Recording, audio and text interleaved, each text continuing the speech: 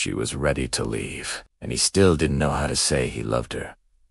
Alina had always been the one who spoke with her heart. Every emotion, every hope, every fear, she shared it honestly. But Daniel loved quietly. So quietly, she sometimes forgot he loved her at all. It wasn't always this way. When they first met, his silence felt mysterious, comforting, a safe place she could breathe in. But over time, that same silence began to feel like distance. She waited for words. He never said. For confessions, he kept buried. For effort, she stopped asking for. One night, after yet another argument made of things they didn't say, Elena sat on the edge of their bed, fingers trembling. She wasn't angry, just tired. Daniel, do you even want me? She whispered. He looked happy, soft, confused. But before he could speak, she shook her head. Forget it. You never answered anyway. She stood up, packed a small bag. Not to leave forever. Just long enough to feel something other than emptiness. Daniel watched her walk toward the door. His chest tightened in a way he didn't expect. A fear too sharp, too real. He had always believed love didn't need to be loud, didn't need to be spoken. That staying was enough.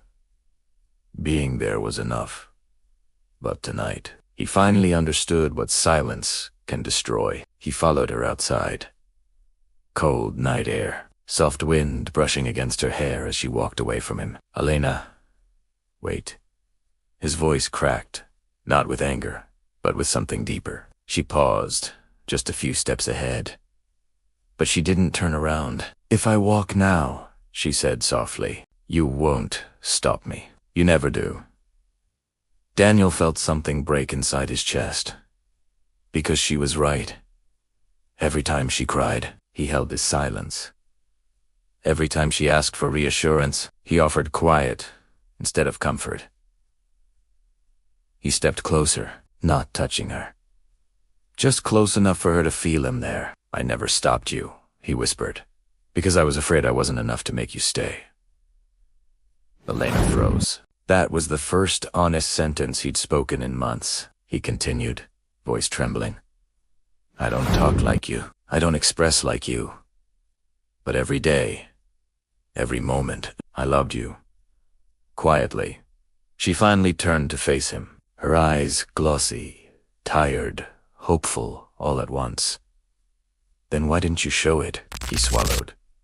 Because I didn't know how to love loudly, until the thought of losing you scared me more than speaking ever did.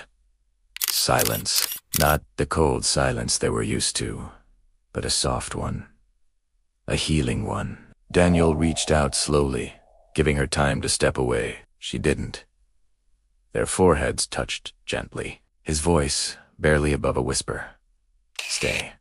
Not because you're supposed to, but because I'll learn. I promise I'll learn to love in a way you can feel. A single tear escaped her eye, but it was the kind that carries relief, not pain. Elena exhaled softly. Then learn with me, she said. Not alone. Not quietly, with me. Daniel smiled small. Broken. Real. He wrapped his arms around her, and for the first time in a long time, they both felt understood. Some people love loudly. Some love quietly. But the strongest kind is when two hearts learn each other's language.